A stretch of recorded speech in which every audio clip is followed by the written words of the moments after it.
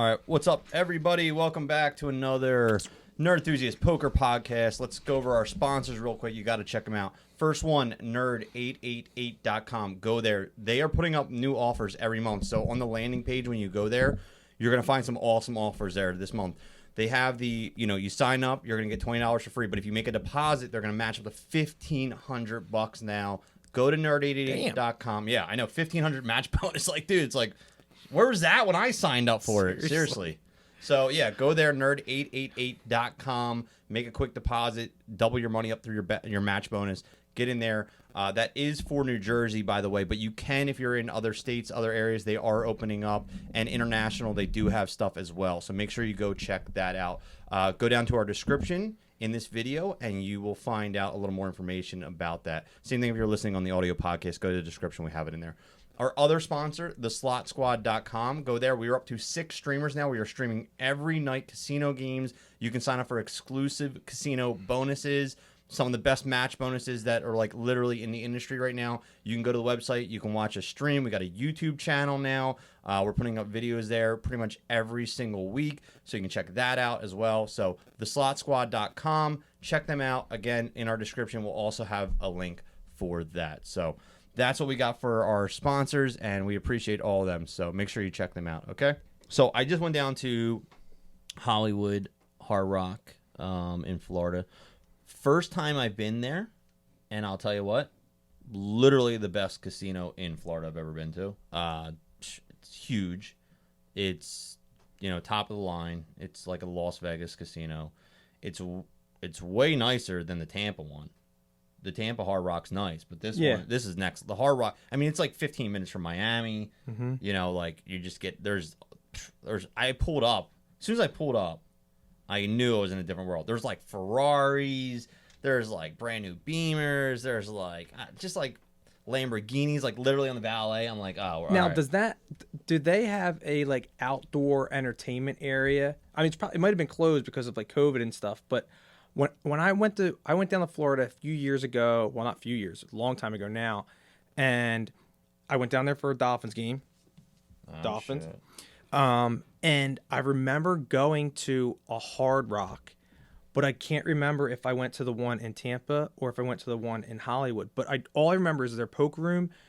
It was like some of the best action I've seen. This was when I was still playing like 6-12, like limit. But I remember there being like this like bougie outdoor like entertainment area that you had to walk through to get to the poker room. So it's big. So I don't know. I didn't see half the casino, to tell you the truth. Like, I walked around a lot, and there was still so much I probably didn't even cover because I went down there for the WPT. We keep saying poker's back, dude. They crushed. They crushed their numbers. I did not crush any events, but they crushed their numbers. I played in the horse tournament the one day, which I was really excited to, because the one thing, I like mixed games and stuff. And first off, there's not a lot of mixed games that you can find in the tournament stuff. And when there is stuff, it's, usually I have something else booked or I can't get into it. I was really excited. They had a horse tournament on the one day that I had free. I played in it, and it ended up being the biggest horse tournament I think they had in Florida or something like that. It broke all their, their records or whatever. It was awesome, though. I ran like complete shit. But that's a complete different story. Here, I'll put in. Tell that story, dude. Which one? I don't even know which one to tell you. The one you told me about, where the dude was like, "Yeah, I don't like jazz or whatever." Oh yeah. No, I wrote that down. So, dude, it was great. So here's the thing about mixed games, especially in the tournaments like Omaha and stuff like that. No limit. I usually show up late or whenever because everyone's got a feel for it at this point.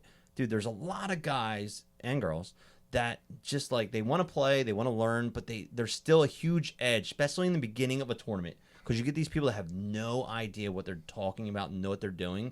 I'm not going to say that I do, but way better grasp on mixed games than a lot of these other players. So I always get in early, right off the jump for these games, because there's always like one or two of these dudes on the table.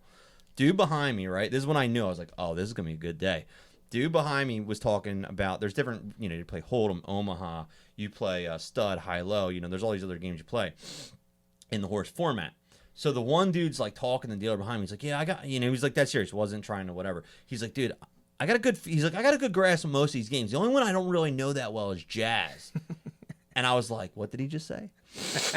And the dealer's like, what? And he's like, yeah, like Jazz is the only one I really don't understand that well. And he's like, it's called Raz, sir. That's when I knew. I was like, oh my God. Yo, when you told me that, I'm like, that's just a degenerate who's like itching to play. He probably didn't register for the other event, and he's like, I gotta play. And he's like, screw it. Well, I'm getting in this horse event. So that's what happened. So, dude, they were selling out because they were capping the buy-ins every day because of like COVID regulations. I guess they could only have so many people, and they were capping to 500. They were selling out every single day. And so you called me. I'll tell this story. I'm getting up every morning, so like I get in like good routines when I'm awake because I like completely focused. I have like not a million things going on in my head, which is normally happening. So I'm very focused. Like I get up, I eat good, I go on a run, I go exercise. I was right on the beach. I was staying at Hollywood Beach, and it was great. I was literally 1 block from the beach. I'm running every morning. So I was like, had this game plan. I was gonna go register early because I knew they were selling out these events. So I was like, all right, I'll get there by like 9:15. I'll be 45 minutes early. I'll be in line, but I'll register, whatever. He calls me at like 9. He's like, dude, did you register yet for the morning? I'm like, dude, it's 9 o'clock. Why, why are you calling me? He's like, bro, it's sold out. And I'm like, what? So sure enough, it was sold out. So I had to get there early for the 6 o'clock. I had to get there by 11 o'clock that day. Yeah. And a lot of people were pissed because they showed up for the 10 and it was completely sold out. But then what was happening is all the side events they had in different rooms, and those were like getting packed because people were like, well, I can't play Hold'em. Exactly. Might as play Raz and Jazz. Take a shot. I played really well for not playing a horse tournament in a while, like a live one in a while. I just ran super cold. Like to put in perspective, like in some of the high-low games, like Ace Deuce is like one of the best hands you can get, like the start at least. Yeah. I didn't see Ace Deuce an entire day in like 2 of the games. I'm like, how is that even possible? So it was just I played really well. I picked spots just like stay floating and picking off like some blinds and antes and things, but just literally couldn't get it going. But I really enjoyed it. It felt great to be back playing mixed games again. It felt great that there were just tons of people. I did feel bad though for like a lot of these people that showed up and it was completely sold out. So then so what was happening was they were just way underprepared because then it was flowing over to the cash room. So the cash room's on the other side of the casino, which is a hike. Yeah. And it's literally in a mall. Like they have like a mall attached. That's what I mean. It's like an outdoor entertainment area. Well, so it's closed off now, but it's a mall. It's like a shopping center. Yes. Yeah. Okay. Yes. So then that's the casino I went to. The games were juicy when I went, but like I said, I was playing limit back then. Yeah. So. No, it was still good. I mean, I think I still made a little profit there. They have the dividers. Dividers are still up. You got to wear a mask. It is the tournaments were 8-handed. What did I say the cash was? Cashes are 7 or 8-handed still. Tournament was 8-handed. One thing they did different, so my notes here, they did split breaks. So that's smart. Yeah, so like half the room left for 15 minutes, and then the clock kept running, and then they came back, and then as the other 15 minutes was going on or whatever, and the blinds were now stopped, but we were still on the same blind level, yeah, they did that. So they split the breaks. That's one thing they were doing. The one thing that I really hope stays this way, I don't want the glass dividers. I can't stand them. I hate the mask. I hate all that. But the safe and clean teams they have, I hope they keep this post-COVID. Basically, anytime someone gets up, they come down, and no one can sit in that seat until they wipe it and clean it all off. Yeah. Because, like, poker players are disgusting. Disgusting. Like, disgusting. So they wipe down the seats. They wipe down the area in front of them. Like, dude, they should have been doing that 10 years ago. That's you hit the nail on the head because nothing used to aggravate me more than the dude sitting at the table hacking his guts up into his hands. Yes. And, like... touching everything, and I'm the only person that's looking at this dude like, yo, are you gonna wash your hands, bro? Like now, because of COVID, everyone's gonna be looking at that dude like, yo, go to the bathroom and wash your hands. Yo, seriously, I really hope that is something that just becomes a normality. Here's some things that were brought up in my mind though. Okay, 8-handed cash. I know I had a note here for it. Cash tables were 8-handed, but they were understaffed, so people were waiting around because they couldn't get into the tournament. Then they're going to the cash room. The cash room is full of people just waiting. Dude. They should have. I mean, they were short on dealers, man. They were definitely way underprepared for this event. They didn't know, I guess, how packed it was going to be. But eventually, I got a table. Games were good. I made money. It was all good. I'm making money on these cash games on the place I'm traveling. I can't hit a tournament to save my life. Well, I did good in the first one. I came like 28th or whatever, that last one. But yeah, no, you did good then. What are you talking about? Yeah, but anyway, Snack bars were closed. I'm looking at my notes. Snack bar was closed in those. They had like a snack bar in the actual poker room. That was closed down. Wow. They have their own bathrooms in there, which is nice. I hate walking across. Could you eat and drink? You could not eat, but you could drink. You could drink. Yes, you could drink, but you could not eat. Here's the thing that was brought up, though. Like, a lot of people are talking about this because everything's pissed. They showed up. Some people drove, like, it's like driving to Atlantic City. They drove like an hour, and then all they're like, dude, what? It's sold out. They need to figure out some kind of online registration gig for these. Like, we're at the point now where online registration should just be...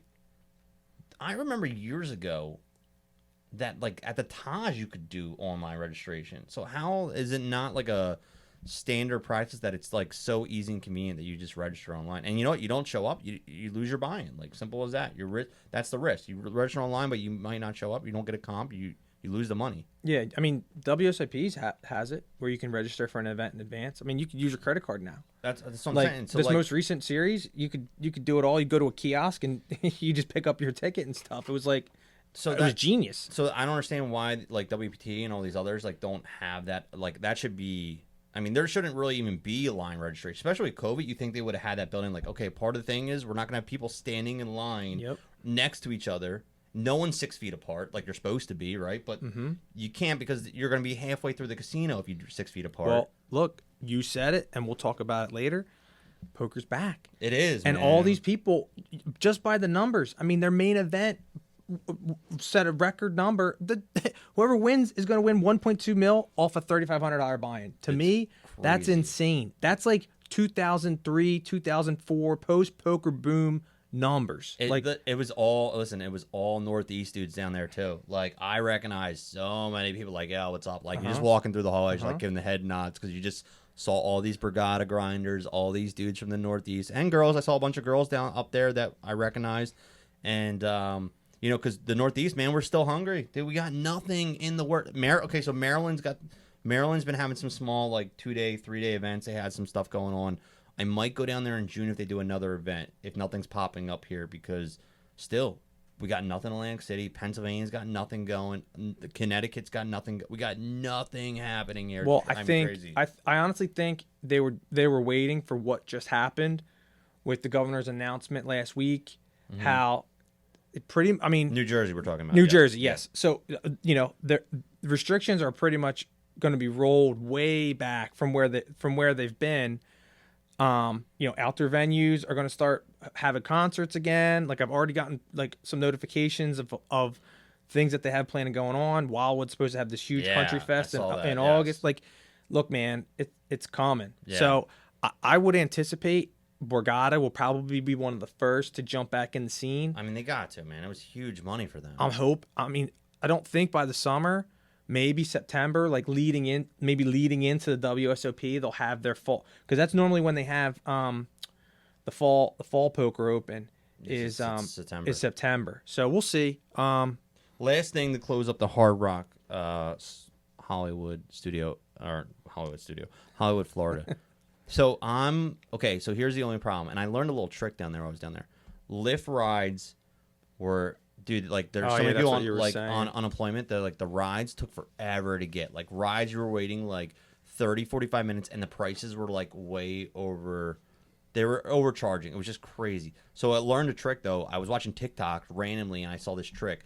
So if you just like, let's say a price was like $36 for a Lyft, right? What you do is, like, if you're leaving, you schedule a time. So it was taking 30 minutes anyway, 45 minutes anyway. So you just schedule a time for 30 or 45 minutes, and it'd be like $12. Really? If you scheduled ahead of time on your app, you can do it. It's really easy to do. Just schedule a trip ahead of time, and they give you the base rate. If you wait, you're going to get the inflated rate. So it took me like the third day. I randomly saw this TikTok, and I did that. So the one day I'm waiting for my Lyft, and I'm standing out there, big, Ferraris are coming through, Lamborghinis are coming through, and I'm standing there, and all of a sudden, I'm out there, and like 4 smoke show chicks come out in like bikinis.